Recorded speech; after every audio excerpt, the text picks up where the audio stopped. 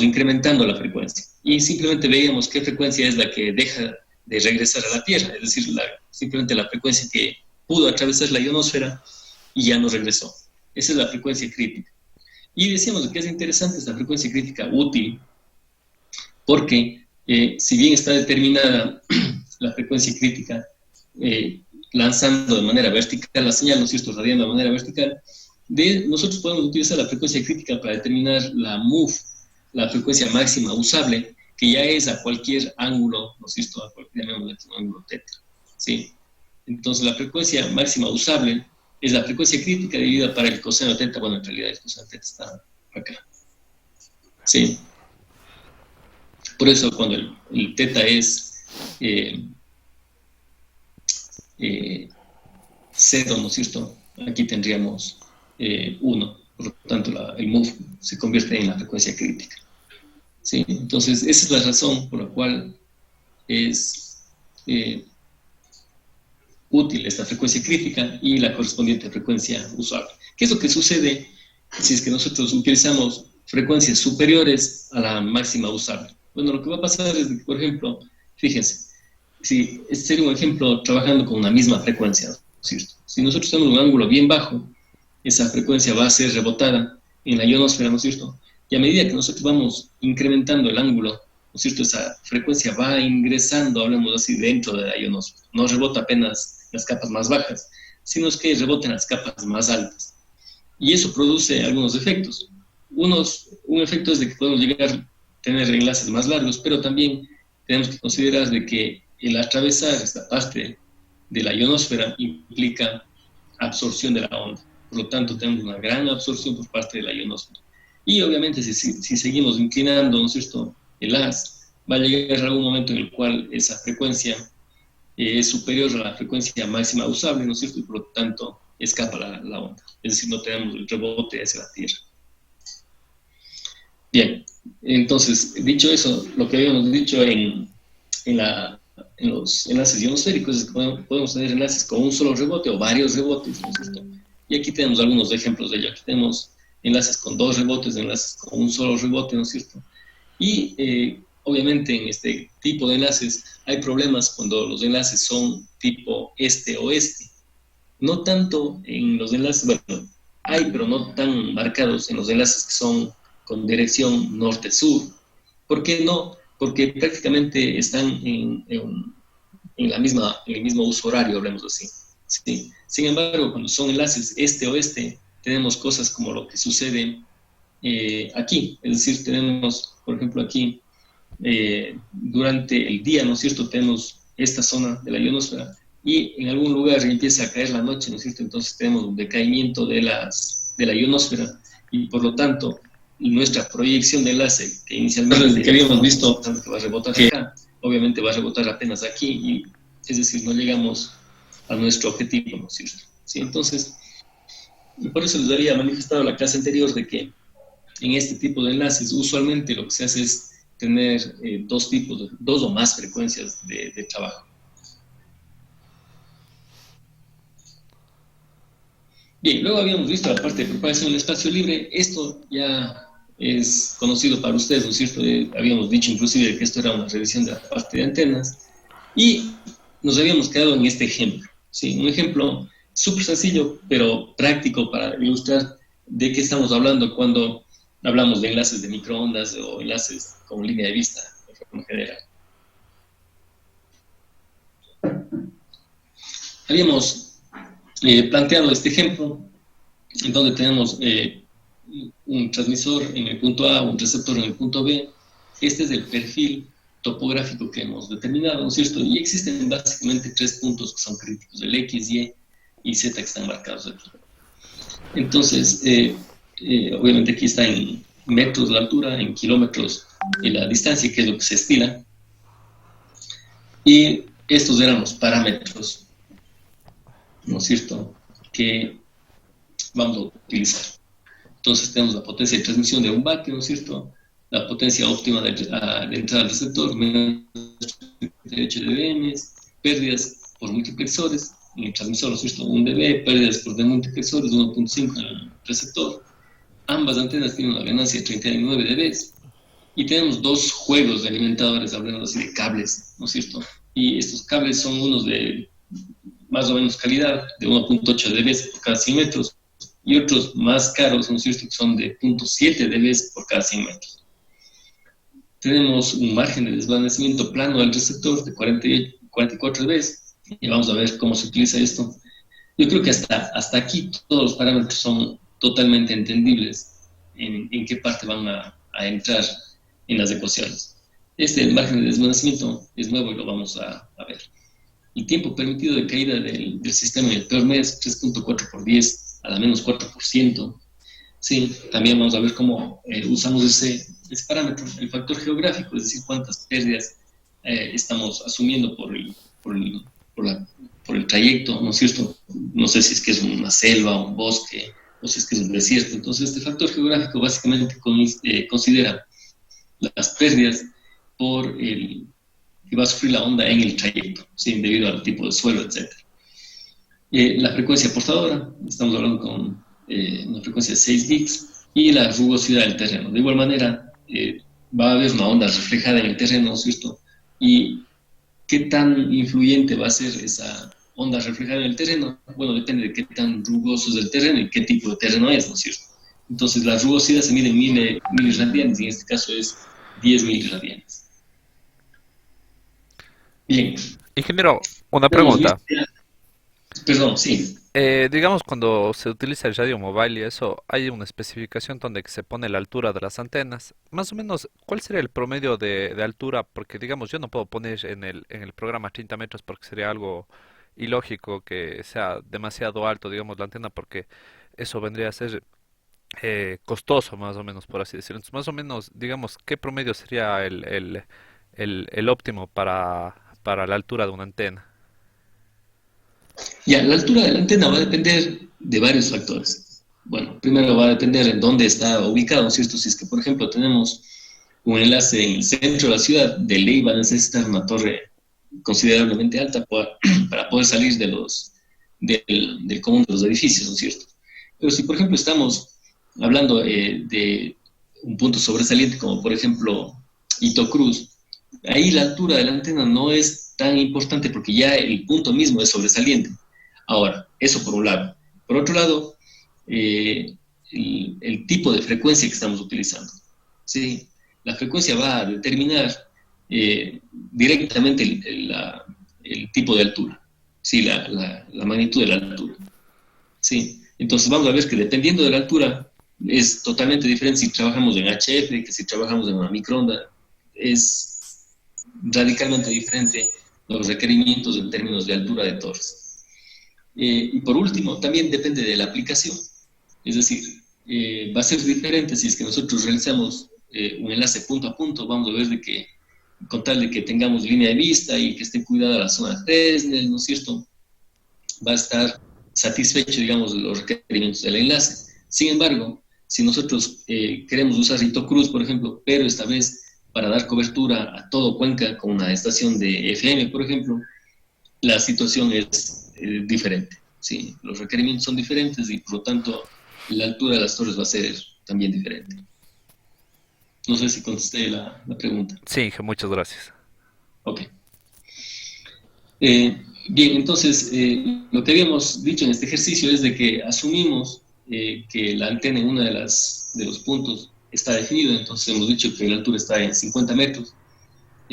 Adicionalmente, hago un paréntesis, la altura de las antenas también a veces se tiene que considerar, por ejemplo, la carga de viento. Es decir, bueno, sí, es mejor que yo tenga una torre muy alta y supongamos que ya la tengo, ¿no? Es decir, voy a rentar o lo que sea, pero el problema también es la carga de viento que después va a tener, que va a sufrir esa antena.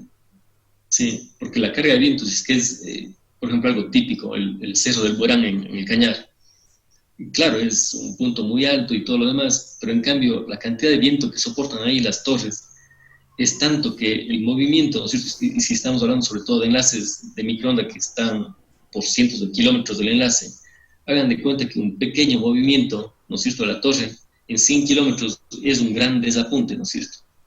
Sí. Entonces, todos esos factores en realidad deberían ser considerados cuando se trabaja ya en los enlaces prácticos.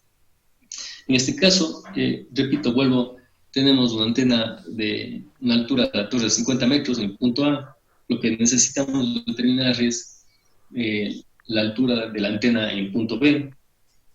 Necesitamos también identificar si es que se requiere diversidad. ¿Qué es esto, la diversidad? Había dicho que hay varios tipos de diversidad. He incluido aquí un gráfico, el cual muestra de manera sencilla de qué hablamos con diversidad. Bueno, básicamente tenemos el punto A, ¿no es cierto?, el transmisor, hablemos así, y en el receptor, que es el punto B, ¿no es cierto?, para nuestro ejemplo, en el caso de que no tuviésemos diversidad, solamente tuviésemos una de estas antenas, ¿sí? Entonces, lo que va a llegar a esa antena es posiblemente la línea de vista, ¿no es cierto?, la onda de manera directa, que sería esta, ¿no es cierto?, y en la que rebote en algún lado. Puede ser un rebote en el suelo, puede ser un rebote en edificios, etcétera, etcétera. ¿Sí? Entonces ese es el caso más general. Usualmente el más influyente, como ustedes saben, este rebote es en la tierra. Sí, es decir, vendría por acá en realidad, sí, algo así. Pero el problema es de que estos rebotes, ¿no es cierto? Si bien estamos hablando de enlaces fijo, cualquiera puede decir, bueno, sí, pero esta onda es fija y esta onda también está rebotando y es fija. Entonces, si ajustamos la antena y el enlace, prácticamente la señal debería permanecer constante. No es así. ¿Por qué? Porque simplemente las condiciones ambientales no son fijas. Es decir, ustedes saben que aquí hay un diagrama de radiación y es todo un lóbulo, ¿no es cierto? Es decir, está radiando para todas las direcciones y los rebotes en los diferentes puntos está variando. Por lo tanto, lo que recibimos acá en el receptor es algo como lo que está marcado aquí. ¿Sí? Entonces tenemos estas fluctuaciones de muy corto tiempo, si estamos hablando en el tiempo, de muy corto tiempo, pero con grandes desvanecimientos, es decir, la potencia cae sustancialmente. ¿Por qué cae? Bueno, porque simplemente la sumatoria del campo eléctrico aquí, ¿no es cierto? La sumatoria la interferencia es destructiva en ciertos momentos, ¿sí? Obviamente en ciertos momentos también la interferencia es constructiva, como aquí. Sí, pero a nosotros nos preocupa de sobremanera esto. ¿Por qué? Porque básicamente nuestro receptor va a tener un mínimo, va a requerir un mínimo de potencia para trabajar. Entonces, en estos puntos, por ejemplo, no va a haber enlace, va a haber cortes mínimos, ¿no es cierto? Y acá, por ejemplo, vamos a tener un corte bastante prolongado. ¿Sí? Entonces, lo que vamos a cuidar es que, básicamente, de que el enlace tenga niveles de potencia por encima de este límite, ¿no es cierto?, la mayor parte del tiempo. ¿Cuánto? Bueno, estaba dado un parámetro aquí en el problema. Una de las formas de garantizar eso es que, bueno, usar diversidad. Es decir, la diversidad más sencilla de entender es la diversidad espacial. Es decir, coloco, ¿no es cierto?, otra antena receptora en este punto de aquí, que algo típico es que esté 150, 200 lambdas. En realidad se usa mucho menos hoy en día, pero se habla de estos valores. ¿Para qué se requiere esta distancia? Bueno, simplemente para que ustedes saben que la interferencia destructiva y constructiva depende de qué. Es función de la longitud de onda, ¿no es cierto? ¿Sí? Es decir, la diferencia de caminos, pero en realidad expresado en tantas veces lambda, ¿no es cierto? En realidad es crítico si es que está llegando la señal con lambda sobre 2, porque ahí se anularía, ¿no es cierto? Entonces, para eso justamente se tiene una distancia, se mantiene una distancia entre antenas para garantizar de que los dos caminos, tanto a la antena directa cuanto a la de diversidad, sean totalmente descorrelados. ¿Qué quiero decir descorrelados? Con descorrelados, bueno, de que si en el un caso, en una antena, ¿no es cierto?, existe un desvanecimiento de este tipo, por ejemplo, en la otra antena, estadísticamente hablando, va a haber un desvanecimiento, pero no ahí, sino, por ejemplo, acá. ¿Sí? De tal manera que lo que yo voy a hacer con las antenas es, otra vez, la forma más sencilla de entender es tener dos cables, ¿no es cierto? Y aquí tener una especie de switch, ¿no es cierto? Entonces este switch, que debe de operar muy, muy rápido, escoge cuál de las dos antenas tiene un nivel superior al necesario. ¿Sí? Si es que una de ellas tiene desvanecimiento, me cruzo a la otra y viceversa. Estamos. Esa es la forma más intuitiva de explicar la diversidad. Sin embargo, cómo se juntan estas dos señales es toda una ciencia en realidad. ¿Sí? Nosotros tocaremos básicamente tres métodos de combinar la diversidad, combinadores, ¿no es cierto? Tres combinadores, pero repito, hay un gran grupo de investigación atrás de cómo combinar las señales provenientes de métodos de diversidad. Bien, esto para explicar y justificar el uso de la diversidad, ¿no es cierto? Vamos también a tener que justificar si es que necesitamos los alimentadores de bajas pérdidas y comenzamos por corregir el perfil. Habíamos hecho esto ya. Y teníamos esta fórmula para corregir el perfil. Recordarán de que es muy sencillo deducir esta ecuación. Habíamos dicho, ¿no es cierto?, de que este C de aquí, solamente utilizando este triángulo, habíamos determinado cuánto es el valor de C, que es la corrección por la curvatura de la Tierra, ¿sí? Porque la Tierra en realidad no es plana. Y en enlaces costo en realidad es despreciable el efecto de la curvatura, pero si nosotros tenemos enlaces de cientos de kilómetros, en realidad sí es necesario hacer esta corrección. Bien, aplicando entonces esta ecuación a los puntos más sobresalientes, habíamos tenido esto, ¿no es cierto? Y habíamos hablado de la zona de Fresnel también, que habíamos dicho que por el momento, en la clase de hoy mismo vamos a trabajar más sobre la ecuación esta de Fresnel y cómo se deduce esta ecuación. Pero básicamente pensemos de que es un elipsoide que está montado en la línea de vista entre antena, transmisor y receptor. ¿Sí? Y lo que sucede es de que no podemos permitir, si queremos un buen enlace, no podemos permitir de que haya un objeto dentro de esta zona de Fresnel, la primera zona de Fresnel. Por lo tanto, lo que hacemos es calcular esta zona de Fresnel para cada una de las distancias, ¿no es cierto? Y también sumarle al perfil. Es decir, tenemos los tres puntos críticos, ¿no es cierto? El X, Y, Z, y las X que están aquí, la primera X, la más baja, hablemos así, es la corrección por curvatura, ¿no es cierto? Y la otra es, en cambio, la zona de Fresnel, ¿sí? Entonces, la idea es poner la antena B a una altura tal que no esté comprometiendo que no esté dentro de estas áreas, de estas regiones en los puntos críticos. Por lo tanto, si ustedes se fijan, lo que hemos hecho es, desde el punto A, trazar una línea que vaya tangente, ¿no es cierto?, al punto más alto, más sobresaliente, y de esa manera determinamos la altura del punto B, de la antena B, que es de 140 metros. Asociado a esto, obviamente está bien la altura por la longitud de los cables, ¿no es cierto? Es decir, si la antena está a 140 metros, necesitamos también, asumiendo que la caseta está al pie de la torre, un alimentador de 140 metros para el receptor y de 50 metros para el transmisor, es decir, 190 metros de cable para los alimentadores, que eso repercutirá en la cantidad de pérdidas, ¿no es cierto?, que tendremos por efecto de alimentadores. Bien, entonces los cálculos. El cálculo del presupuesto del enlace, ¿no es cierto? Y tenemos aquí las pérdidas y tenemos que pérdidas por alimentadores, el multiplexor, pérdidas por espacio libre, ¿no es cierto? Y las ganancias, que en este caso, como estamos considerando pérdidas, van con signo negativo las ganancias de las antenas. Las pérdidas en el espacio libre son las que se dedujeron anteriormente, ¿no es cierto? Y tenemos una ecuación para eso que está dado aquí. ¿Qué depende de qué? Bueno, esta constante. Acordarse que esa constante salió, bueno, ya no salió, tenemos 10 minutos. Les anticipo que volveremos a hacer la llamada con Zoom, porque nos dice que en 10 minutos vamos a cerrar.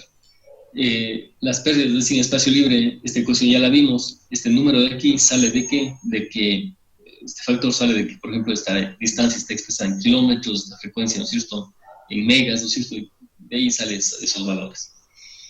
Y bueno, sustituyendo los valores, los 6 gigs, ¿no es cierto?, los 50 kilómetros, obtenemos 142 dB de pérdidas en el espacio libre. Por lo tanto, las pérdidas totales serían que los alimentadores sería los 190 metros, ¿no es cierto? Como tenemos alimentadores de 1.8 dB por cada 100 metros, tenemos este valor.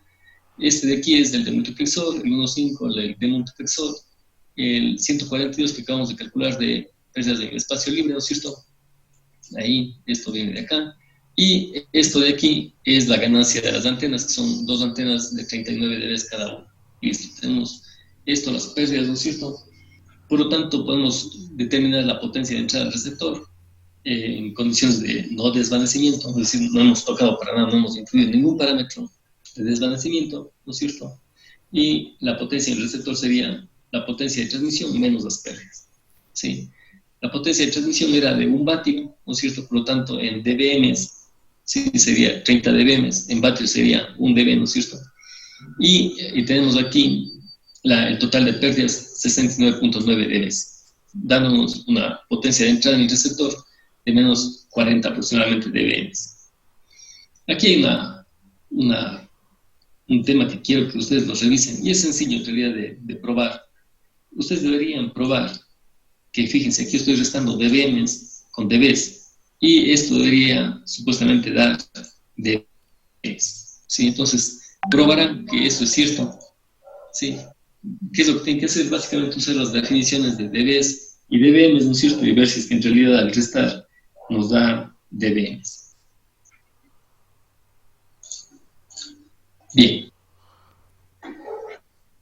Entonces, lo que nos dice es, pero los 39.9 dBm son menos del límite del receptor, que son menos 38 dBm.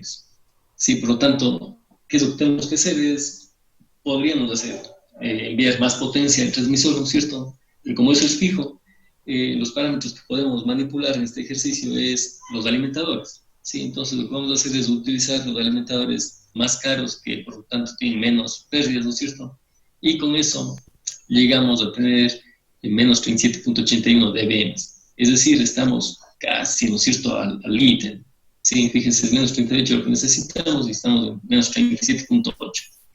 Aquí les quiero recordar de que en la clase anterior les había dicho que, por ejemplo, ya en temas prácticos, usualmente se incluye, por ejemplo, de pérdidas unos 2 dB por envejecimiento de los equipos, ¿sí? O por falta de apunte, por varias circunstancias, dependiendo ya de dónde estén ubicadas las torretas, ¿no es cierto?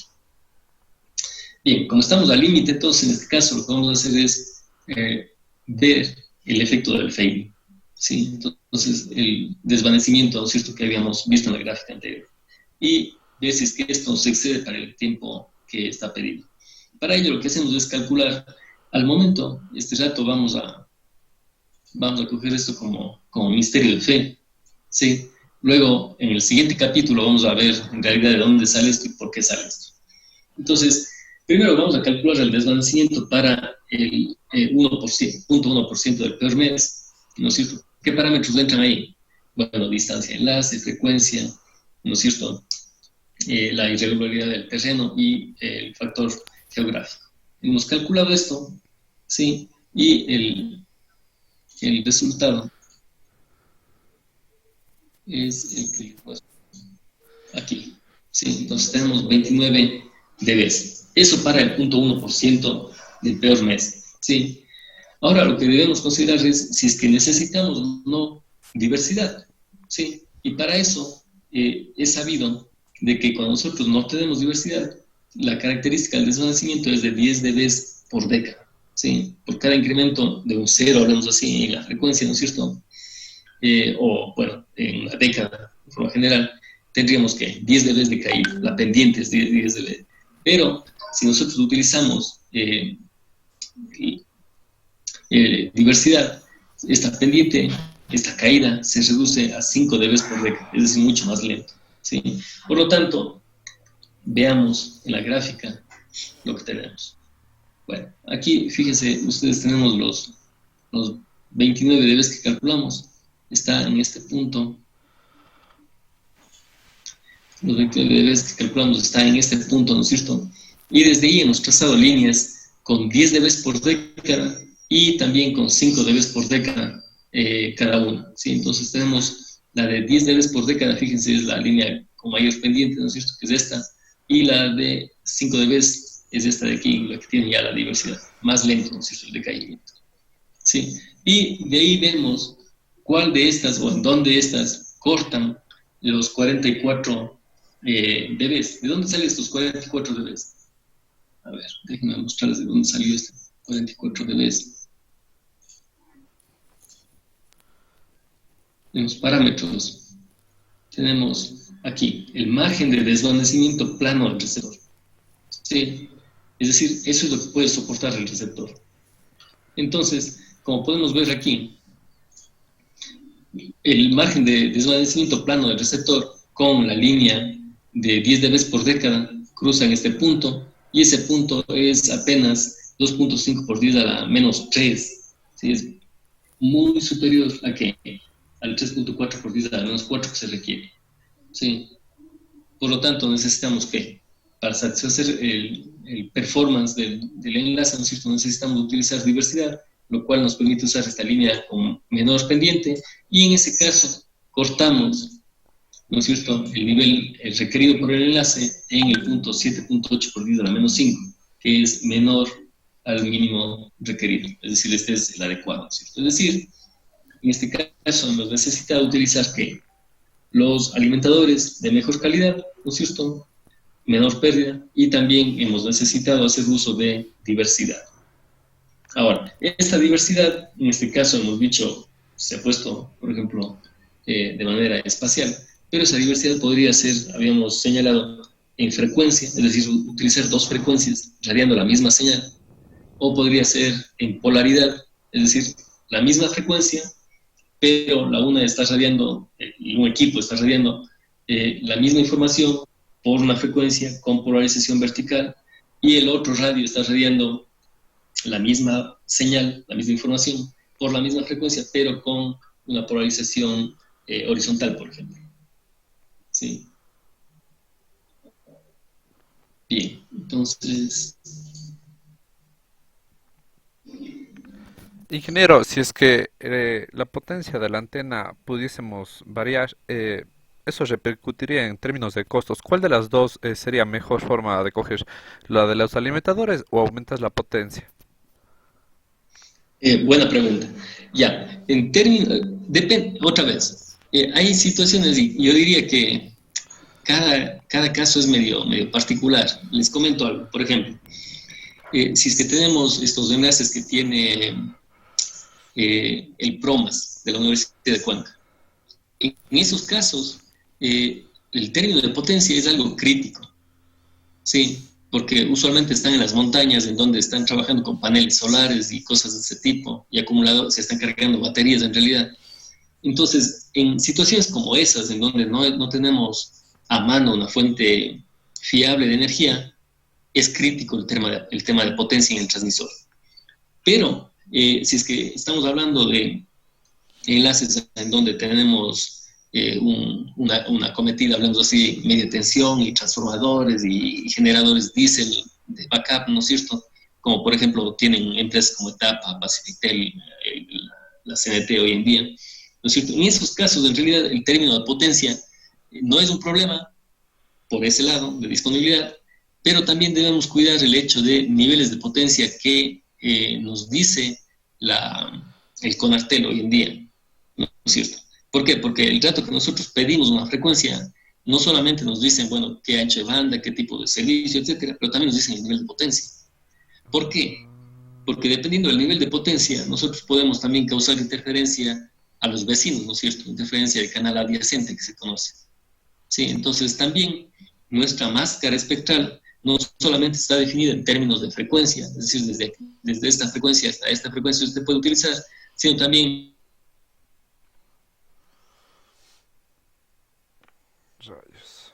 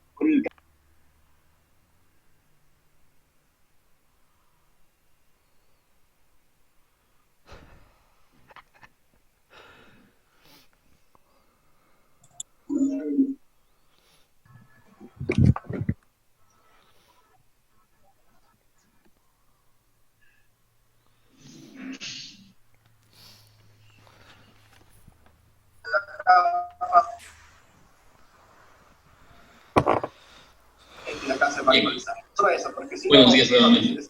Creo que estamos otra vez, todos los que somos. Entonces, eso les decía de la consulta que realizó respecto al tema de potencia, ¿no es cierto? El tema de potencia es posible entonces, si es que es disponible, tenemos suficiente energía disponible, no es un problema y por ahí debería ser el primer aspecto a considerar, ¿no es cierto?, incrementar el nivel de transmisión, si es que tenemos la fuente de energía disponible y si es que no hemos superado todavía los limitantes de la banda de frecuencia que ha sido asignada. ¿Sí? Si hemos topado algunos de esos problemas, en cambio, podría ser, por ejemplo, incrementar las ganancias de las antenas, ¿no es cierto? Obviamente la ganancia de las antenas implica más espacio, más peso, ¿no es cierto?, más costo, y otro que es los alimentadores. También, obviamente, se podría pensar en la compra de un receptor más caro, el cual tendría el nivel de recepción, la potencia mínima requerida, mucho menor. Sí, pero usualmente, cuando hablamos de transmisión-recepción, esos equipos son los caros. Ok, Bien, gracias. entonces, avanzando un poquito más en esta parte de definiciones de introducción, los enlaces troposféricos, habíamos dicho, es la mayor parte de los enlaces en los cuales vamos a trabajar, salvo que alguien tenga alguna oportunidad de, por ejemplo, hablar de un enlace satelital o algo de eso, ¿no es cierto?, en donde ahí estamos hablando de enlaces que salen de la troposfera. Pero sí tenemos enlaces de cobertura, hablemos de AM, FM, sistemas celulares, enlaces de microondas. En realidad estos están dentro de la troposfera. Sí, y siempre, bueno, hay particularidades de estos enlaces, ¿no es cierto? Como por ejemplo, como ustedes pueden ver aquí en la gráfica, la troposfera es la parte más baja, ¿no es cierto? Estamos hablando también de la estratosfera y la ionosfera, que son los enlaces en HF y frecuencias más bajas. ¿Qué es lo que sucede? Bueno, aquí hay una definición o una introducción intuitiva también a la zona de Fresnel.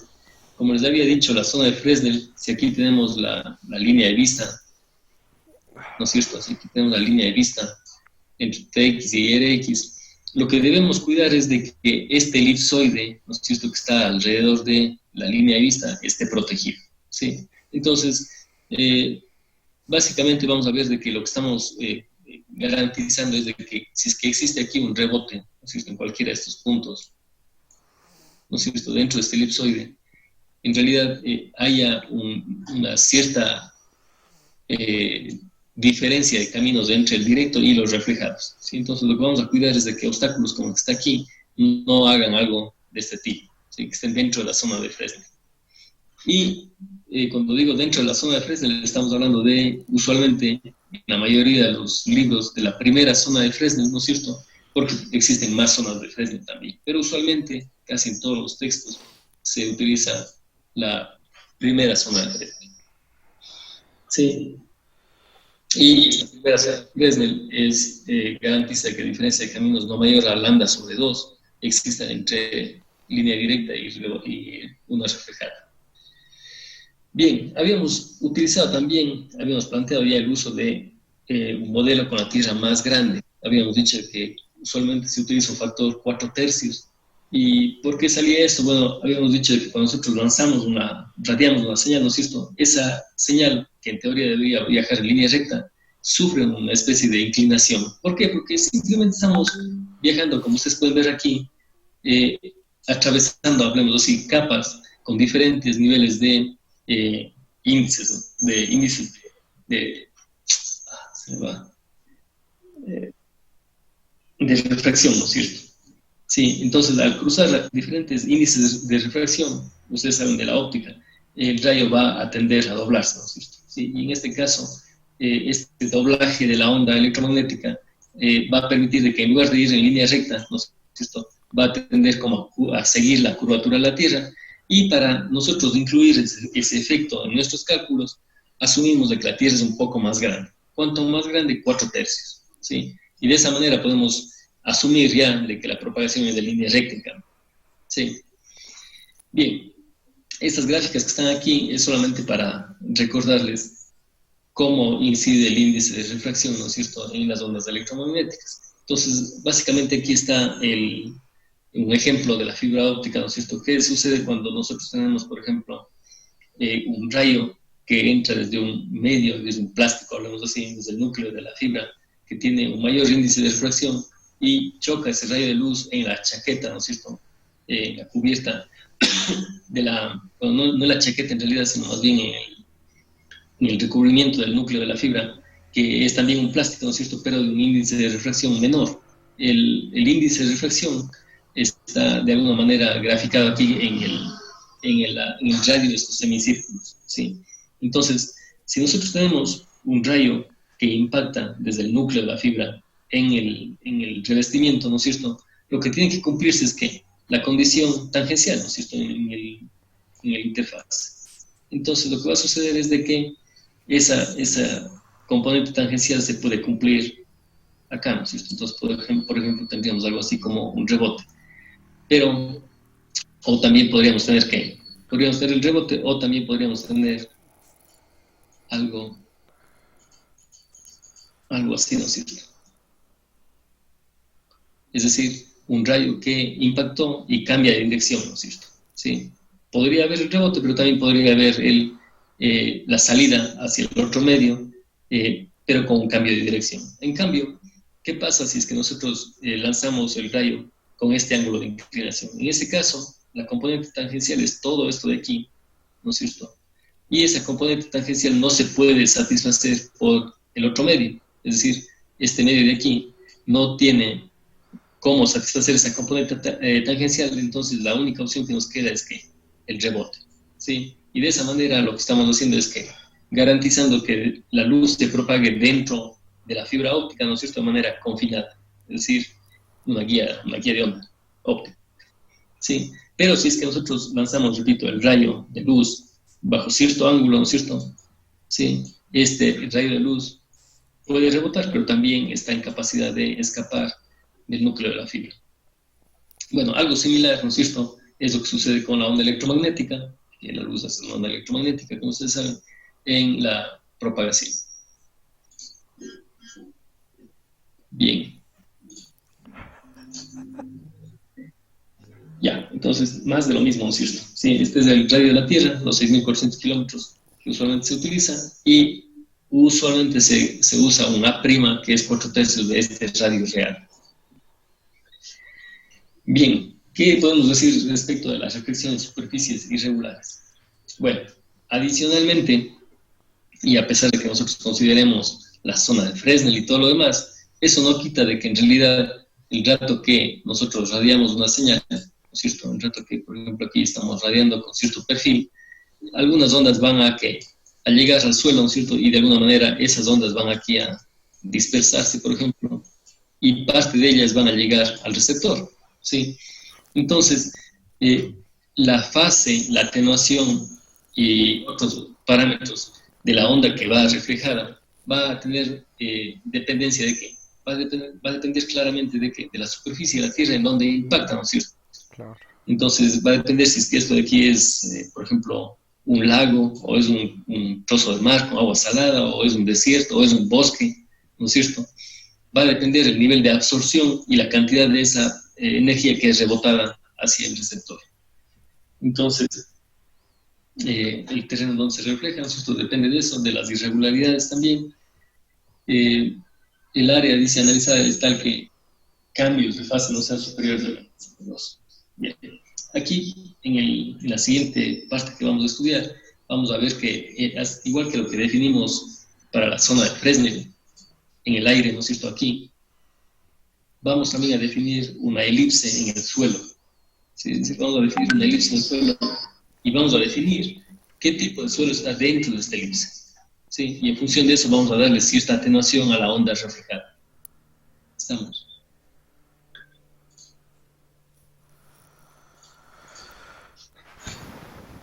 Bien, enlaces por difracción. Habíamos comentado también estos enlaces por difracción y lo que podemos decir es de que, ya habíamos señalado, de que son enlaces que requieren mucha potencia, ¿no es cierto? Si tenemos aquí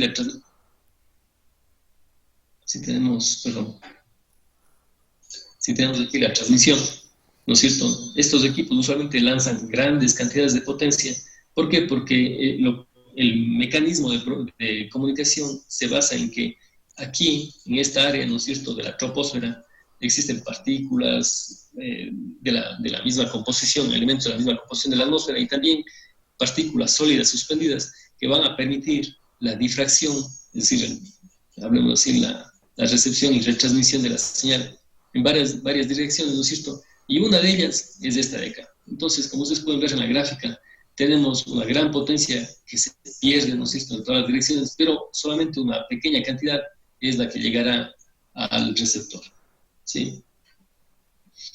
¿Qué debemos de considerar también? Efectos de absorción, ¿no es cierto? En la atmósfera, al ser una amalgama de elementos, oxígeno, nitrógeno, hidrógeno, ¿no es cierto?, y sobre todo partículas de agua, tiene gran absorción y sobre todo, como podemos ver aquí, ¿sí?, tenemos ciertas frecuencias a las cuales existe una gran absorción de energía. Es decir, en otras palabras, si nosotros utilizamos estas frecuencias de aquí, estas frecuencias de resonancia, ¿no es cierto?, y son frecuencias de resonancia de algunas moléculas, ¿no es cierto?, a veces son la resonancia del oxígeno, otras de moléculas de agua. Si utilizamos, decir, un enlace a esas frecuencias, lo que vamos a percibir es una gran cantidad de pérdida, ¿no es cierto?, en el enlace. ¿Por qué? Porque simplemente, de alguna manera, estamos calentando esas moléculas, ¿no? Estamos produciendo el calentamiento y por lo tanto nuestra energía no llega al receptor, sino más bien se queda ahí. Bien, eso en forma general para entender de qué hablamos cuando hablamos de difracción, de absorción, ¿no es cierto? Listo. Lo que voy a hacer ahora es cambiar de presentación y vamos a irnos a ver los enlaces de estos ya de manera práctica, cómo calcular, cómo diseñar un enlace en las bandas de VHF o HF, ¿sí? Dicho sea de paso, estas bandas son altamente congestionadas hoy en día. Es decir, si es que alguien encuentra una frecuencia disponible ahí, sería muy bueno, muy bueno. ¿Por qué? Porque los equipos son baratos, las coberturas son grandes, ¿no es cierto? Pero lamentablemente digo, son bandas de frecuencia que están bastante utilizadas, sobre todo en zonas pobladas, como por ejemplo las ciudades aquí en Cuenca, por ejemplo. Bien, ¿qué vamos a estudiar? Bueno, vamos a estudiar los enlaces fijo que estaba aquí y en estas bandas de aquí. Bien, ¿qué es lo que necesitamos? Bueno, primero necesitamos determinar qué frecuencias vamos a utilizar, ¿no es cierto? Entonces, esto cae otra vez en el tema de qué bandas están disponibles. Entonces, el primer paso sería acercarse, ¿no es cierto?, al ente regulador y decir, bueno, ¿cuáles son las bandas de frecuencia disponibles en el sector? El siguiente sería ¿qué? El estudio de la calidad del circuito, y para eso vamos a tener que hacer algunos subestudios, hablamos así. Primero vamos a trabajar con el perfil topográfico, entonces vamos a definir el punto de transmisión, el punto de recepción, ¿no es cierto? Y tendremos que analizar el terreno entre esos dos puntos. Eso se define como el perfil topográfico, que antiguamente nosotros, les comento, lo que se hacía es utilizar las cartas topográficas, por ejemplo, el IGM, trazar unas líneas en estas cartas, de ir sacando, de acuerdo a las curvas de nivel, cuál era el perfil topográfico, pero eso ya es de historia, ¿no es cierto? Hoy en día estos perfiles están disponibles en la internet. Bien, luego vamos a tener que seleccionar las ecuaciones de propagación. Bueno, cuando decimos seleccionar las ecuaciones de propagación, estamos haciendo referencia al tipo de enlace que vamos a tener. Entonces, vamos a ver que puede ser que nuestro enlace es entre dos puntos muy, muy sobresalientes. Entonces, tenemos línea de vista, no hay ninguna montaña en el medio. Sí, ese sería un caso, el más sencillo. Pero pueden darse otros casos también, ¿no es cierto?, en los cuales hay línea de vista, pero existe un obstáculo que está, por ejemplo, interfiriendo la zona de Fresnel, o hay un obstáculo que, si bien no interfiere la zona de Fresnel, sí puede causar difracción, ¿no es cierto? Todos esos temas. Entonces, repito, de acuerdo al perfil topográfico, ¿no es cierto?, entre transmisión y recepción, vamos a tener que definir qué ecuaciones son las que aplican, ¿no es cierto?, y de esa manera calcular la intensidad de campo eléctrico en el receptor. Sí, una vez que tenemos la intensidad de campo eléctrico, vamos a calcular el voltaje en el receptor, ¿no es cierto? Y una vez que tenemos definido el voltaje, básicamente la potencia que va a llegar al receptor, ¿no es cierto? Y esa potencia que vamos a tener en el receptor, tendríamos que comparar con la sensibilidad del equipo, ¿no es cierto? El equipo receptor. Si es que nuestro equipo receptor tiene una sensibilidad menor a la potencia que llega, perfecto, ¿no es cierto? Es decir, está llegando suficiente potencia como para que el equipo receptor pueda funcionar. Caso contrario, tendríamos que hacer algo más o menos de lo que hicimos en el ejemplo anterior, es decir, bueno, el perfil topográfico no lo podemos cambiar, ¿no es cierto? Lo que vamos a hacer es que incrementar ganancias, incrementar potencias, de ser el caso, de ser viable, ¿no es cierto? O en el caso de que ninguno de esos sea factible, entonces ahí sí tendríamos que cambiar el perfil topográfico. ¿Cómo cambiamos eso? Bueno, podríamos hacer tal vez ya no un solo enlace entre TX y RX, sino tal vez tendríamos la necesidad de un repetidor en medio camino, ¿no es cierto? Bien, entonces vamos a lo que vinimos. Ingeniero, una pregunta. Sí. ¿En estas bandas existe alguna frecuencia que esté designada para pruebas o alguna de esas cosas? O sea, para que pueda ocupar cualquiera para hacer pruebas. En realidad existe una serie de bandas, de pequeñas bandas, a lo largo de todo el espectro. Wi-Fi es una de ellas, por ejemplo, en la cual nosotros podemos usar de manera arbitraria de alguna manera. ¿Sí? Hay unas bandas que están puestas, investigación y desarrollo, algo así, el nombre. Entonces, si es que descargamos la parte de la asignación de frecuencias, ya sea de la UIT a nivel internacional o de la del Ecuador, que son, ustedes, si se fijan, son exactamente las mismas. Ahí podemos ver en qué bandas, más bien dicho, qué ranuras espectrales están en cada una de las bandas disponibles para investigación. Por ejemplo, estas bandas que utiliza la red sísmica, si no me equivoco, son bandas libres, es decir, bandas que cualquiera podría usar, únicamente hay que notificar al ente regulador que se va a hacer uso de las mismas. Pero no hay que pagar ninguna tarifa o algo así.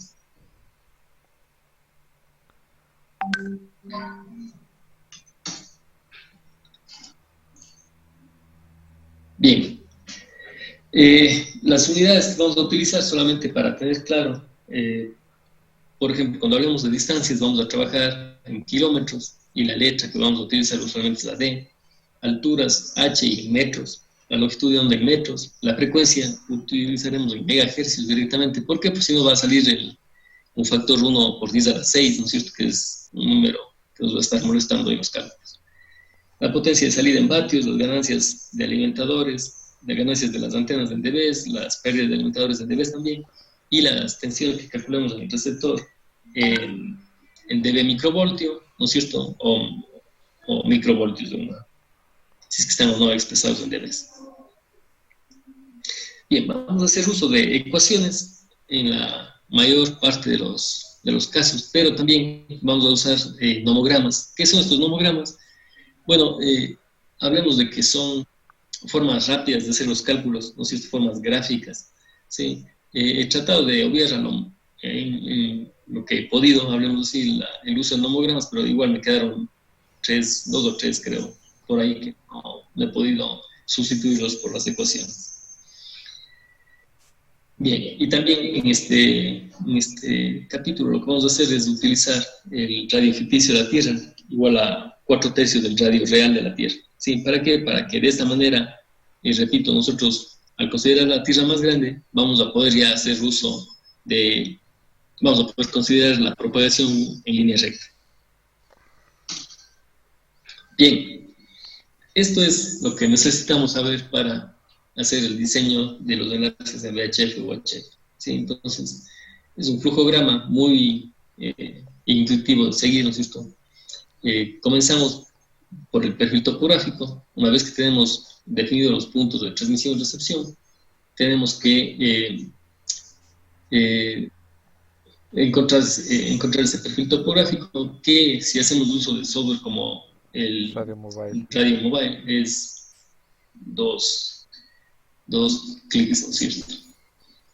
Bien, el paso siguiente es, en función del perfil topográfico que tenemos, determinar la línea de vista, es decir, si es que podemos ver sin bloqueos transmisor y receptor, ¿no es cierto?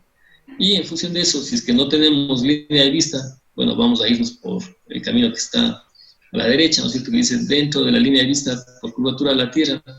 ¿Qué quiere decir esto? Bueno, si es que en realidad puede ser de que no existan montañas, ¿no es cierto?, de transmisor y receptor. Hablemos así de que es un enlace de 10 kilómetros, ¿sí? En ese enlace pequeñito de 10 kilómetros, ¿cuál es la forma que podría bloquear la línea de vista? Simplemente un obstáculo, una montaña en el medio, ¿no es cierto? Sí, pero ¿qué pasa si tenemos un enlace de, qué sé yo, 500 kilómetros? Ahí no solamente un obstáculo geográfico podría bloquear la Tierra, no bloquear la línea de vista, sino la misma Tierra, la curvatura de la Tierra, podría ser lo que está produciendo el bloqueo. Sí, entonces lo que estamos preguntando aquí es, básicamente, hay línea de vista, ¿no es cierto? Y aquí está diciendo, el bloqueo es por un obstáculo o es por la misma curvatura de la Tierra. ¿Sí? Si es que no está dentro de la línea de vista por curvatura de la Tierra, es decir, es un enlace muy grande, entonces vamos a tener que utilizar estas ecuaciones. Y en el caso de que no es tan grande el enlace, pero igual hay un obstáculo en el medio, entonces hay una cumbre, ¿no es cierto? Hay una cumbre en el medio, hay una cumbre. Si es que hay una cumbre, vamos a utilizar estas ecuaciones. Y en el caso de que no hay una cumbre, vamos a utilizar esto de acá. Bueno, ya vamos a ver que cuando se da el caso de que no hay una cumbre, puede ser otro tipo de accidente geográfico también. Bien, ¿qué pasa cuando tenemos línea de vista? Bueno, si tenemos línea de vista, entonces vamos a tener que definir el punto de reflexión. ¿En dónde está reflejándose la onda en la Tierra, no es cierto? Vamos a tener que determinar qué tanto se está atenuando esa onda. ¿Sí? ¿De qué va a depender eso? Bueno, del tipo de suelo, ¿no es cierto? Si es que es agua, desierto, bosque, etcétera, ¿no es cierto? Y en función de eso, nos dice, la atenuación es mayor que 10 dB. Bueno, si es que es mayor, nos vamos por acá, ¿no es cierto? Y garantizamos, vemos si es que está garantizada la zona de Fresnel. Si es que no está garantizada la zona de Fresnel, ¿no es cierto? Obviamente vamos a tener que disminuir bueno, vamos por acá más bien. Si tenemos garantizada la zona de Fresnel, vamos a utilizar la ecuación A, y les adelanto que esta ecuación A no es más que la propagación en espacio libre, pero si es que no está garantizada la zona de Fresnel, vamos a tener que considerar algunas pérdidas. Fíjense, es la ecuación A, pero con ciertas pérdidas. ¿Por qué? Porque no estamos garantizando la zona de Fresnel. ¿Sí? Bien, y si es que no tenemos una atenuación, es decir, la onda reflejada sí es importante y deberíamos tener cuidado, entonces lo que vamos a tener que hacer es que ver si es que la altura de las antenas cumple un límite que está establecido. Si es que cumple, bueno, pasaríamos a utilizar la ecuación de propagación en suelo plano, que se conoce esta ecuación tipo B, ¿no es cierto? Y caso contrario, tendríamos que aplicar la ecuación de propagación en suelo plano y adicionalmente incluir estas pérdidas de aquí, que son pérdidas por difracción, que ya veremos en su momento. Entonces, básicamente, para diseñar estos enlaces, tenemos que hacer seguir este flujo, ¿no es cierto? Y, como veremos ahora, a continuación vamos a ir paso a paso desglosando qué es lo que se ve en cada uno de estos puntos. Ingeniero. ¿Sí? Cómo se define la zona de Fresnel, cómo garantizamos que se cumplan, cómo vemos que si la atenuación en el suelo es mayor a estos 10 dB, si es que cumplimos, si es que el bloqueo, ¿no es cierto?, de la línea de vista es por algún accidente o en realidad se debe a que el enlace es muy largo, ¿no es cierto?, etcétera, etcétera. No sé si hay alguna pregunta hasta ahí. Sí, ingeniero, cuando dice la altura de antenas mayor al límite, ¿a qué se refiere al límite? O sea, ¿debe haber como digamos un límite de 30 metros máximo de una antena o cómo? No lo entiendo muy bien. Ya vamos a ver, sí, ya vamos a ver que hay un límite en función de la longitud de onda, precisamente. Oh, ya. Listo, gracias. Bien, entonces, continuemos con esto.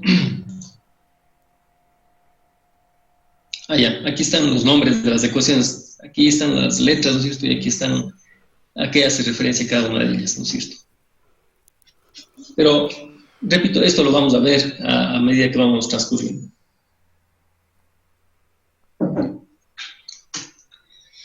Bien, vamos por el inicio, ¿no es cierto? ¿Qué es lo primero que tenemos que hacer?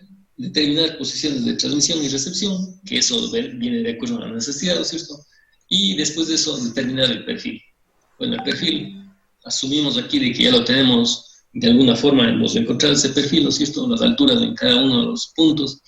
Y lo que tenemos que hacer es, primero, corregir ese perfil topográfico.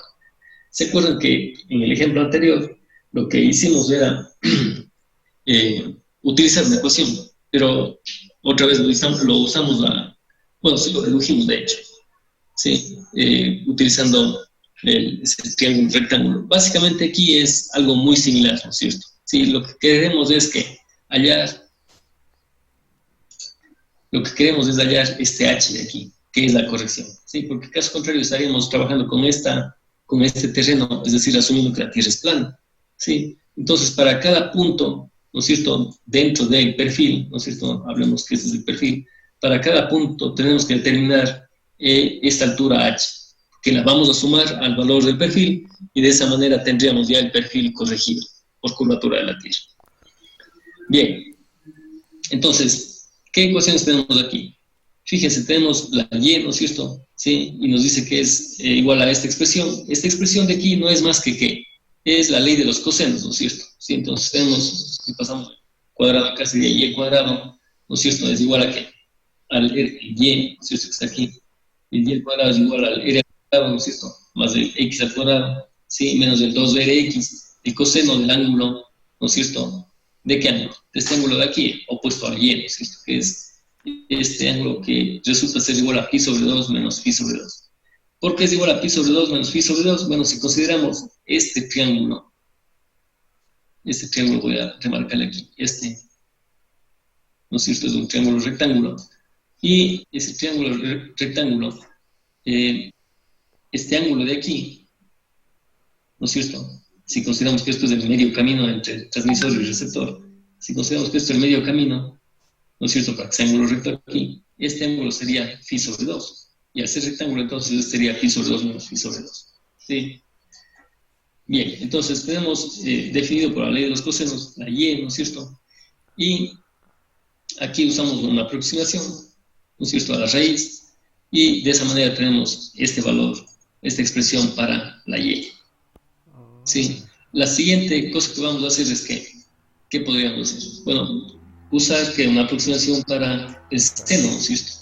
El seno de un ángulo pequeño es también aproximadamente igual al ángulo, ¿no es cierto? Sí, entonces, ese es el siguiente paso que vamos a hacer. Sí, aproximación en el ángulo pequeño, en el seno, ¿no es cierto? Tenemos esta expresión y, bueno, la definición del phi también. Recuérdense que el ángulo en radianes, ¿no es cierto?, la definición de un ángulo en radianes es que la cuerda dividido para el radio. Entonces, este ángulo phi no es más que la cuerda que es d, ¿no es cierto?, la longitud de nuestro trayecto, nuestro enlace, dividido para el radio de la Tierra, que es conocido también.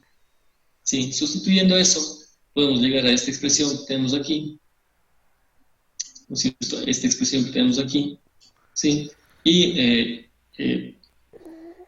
por lo tanto, si tenemos la y, podemos definir ¿qué? Podemos definir el h, ¿no es cierto? El h, que es igual a ¿qué? Al r, que es todo esto, ¿no es cierto? Todo esto es r, al r menos el y, ¿sí? Y por lo tanto tenemos la expresión para poder corregir el perfil topográfico en cualquiera de los puntos, ¿sí? Donde, ¿qué es lo que necesitamos? Bueno, el radio de la Tierra, necesitamos la longitud total del enlace, ¿no es cierto? El d, que está aquí, como se pueden ver. Recuérdense que este de d es en kilómetros, ¿no es cierto?, distancias en kilómetros. Y este x es la longitud, ¿no es cierto?, desde el transmisor, por ejemplo, aquí en el ejemplo, desde el transmisor hasta el punto que queremos corregir. ¿Sí? Obviamente, esto es válido desde cero, desde uno de los extremos, hasta la mitad del enlace, ¿no es cierto? Y para el otro, en cambio, tendríamos que coger, es decir, si queremos corregir, pues no, aquí no vamos a coger esto como X, ¿no es cierto?, sino más bien cogeríamos este segmento como el X, es decir, el segmento más corto. ¿Sí? Bien, entonces, utilizando esta ecuación, podríamos nosotros ya corregir el perfil topográfico. Ese es el primer paso, ¿sí? Y como habíamos dicho al inicio, vamos a utilizar aquí un K igual a 4/3, ¿no es cierto? Y el radio de la Tierra igual a 6.400 kilómetros, ¿sí? ¿En dónde va a haber máxima corrección? Obviamente cuando la X sea máxima, que es a medio camino, ¿no es cierto?, entre transmisor y receptor. Ajá.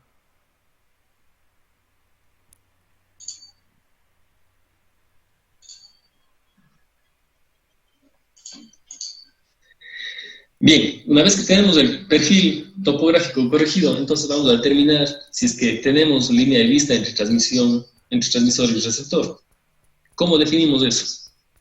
Bueno, entonces, supongamos de que tenemos esta gráfica de aquí, ¿no es cierto? Supongamos de que tenemos en una montaña el TX, en otra montaña el RX, ¿no es cierto? Y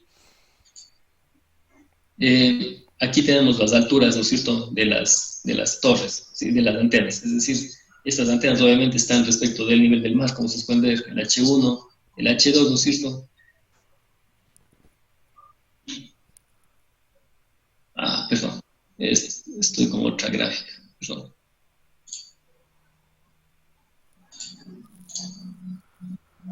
Sí, a ver, para el, bueno, es la misma, pero por acá, ya. Entonces, decía, con el perfil corregido, ¿no es cierto?, para ver si existe línea de vista, vamos a determinar usando qué.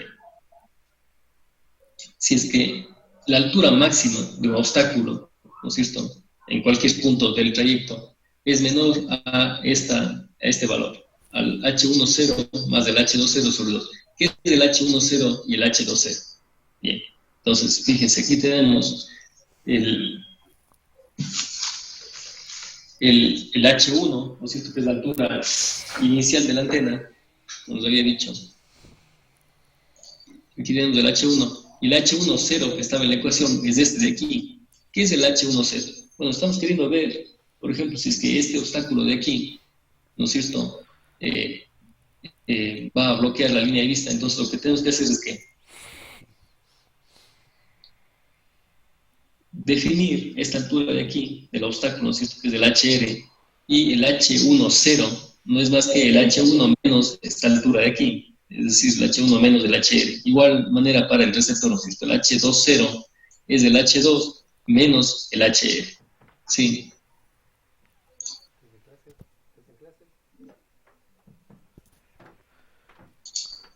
Ingeniero, una pregunta. Bien, I- y Ingeniero, eh, si es que digamos ¿Puedes regresar al gráfico anterior? Si es que digamos hay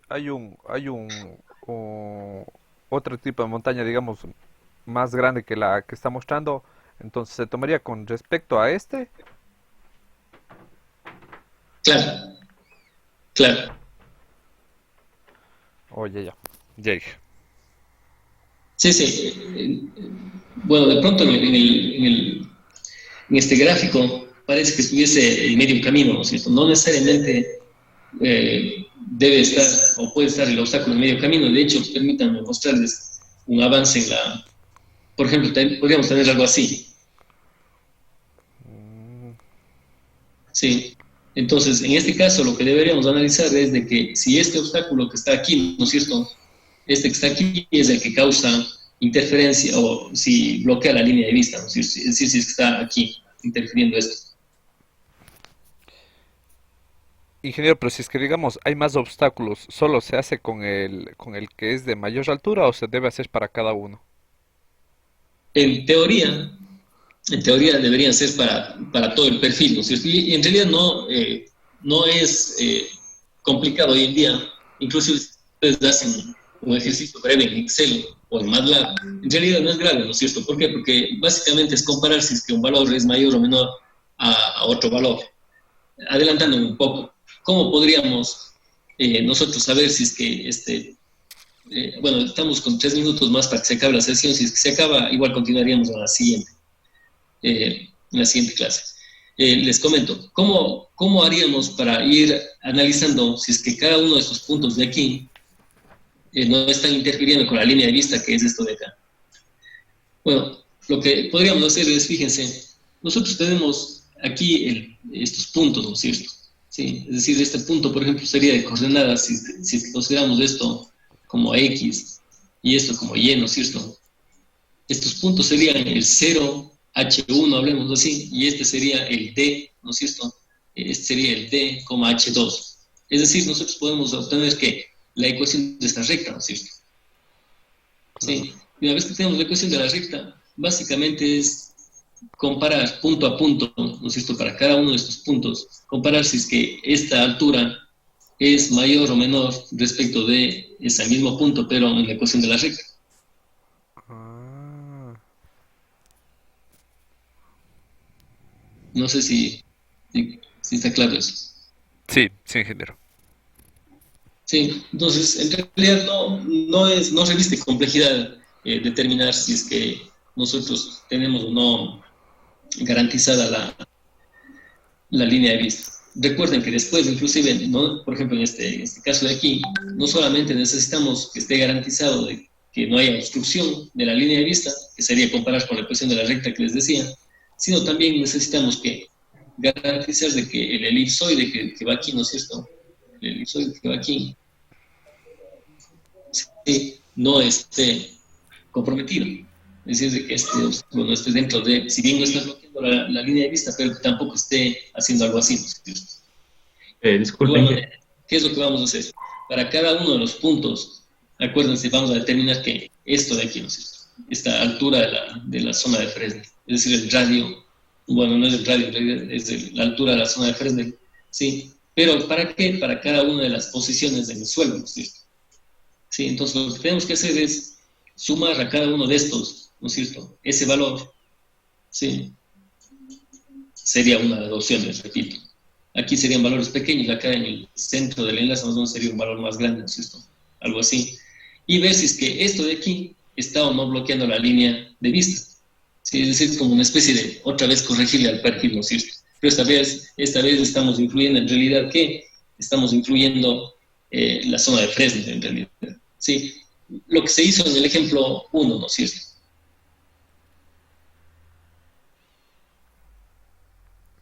Ujú. Estamos. Sí.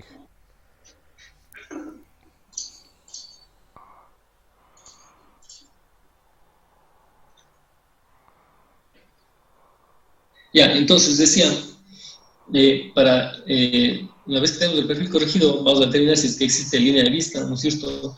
Para eso, comparamos, ¿no es cierto?, si es que la altura en el punto crítico, esa altura máxima, ¿no es cierto?, es menor que este promedio de las alturas, y estas alturas no son las alturas de las antenas iniciales, ¿no es cierto?, sino más bien son las alturas referidas a el punto de la altura en el cual nosotros queremos comparar si es que bloquea o no.